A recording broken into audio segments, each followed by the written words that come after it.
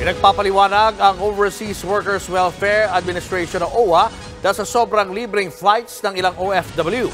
Ayon sa Commission on Audit, lumabas na higit 3,700 OFW ang nakauwi ng Pilipinas sa ilalim ng emergency repatriation.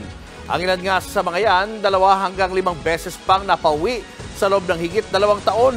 Kaduda-duda rin ang eligibility ng OFWs dulot ng tila hindi sila kasama sa mga tinuturing na nangangailangan. Kabilang kasi sa mga nakinabang, tapos na ang kontrata sa kanilang employer. Gayet pa ng COA, dapat pasanan nila ang gasto sa kanilang pag-uwi. Naubos kasi nito ang pondo ng gobyerno na sanay nakalaan sa mas karapat-dapat na OFW. Kabilang dito mga may sakit at may kinakarap na kaso sa bansang kanilang pinagtatrabahuhan. Sa ilalim ng programa, bukod sa libreng flight, sinasalo rin nito ang pagkain at tirahan ng mga napapauwing OFW. Mga kapatid, Julius Babaw po.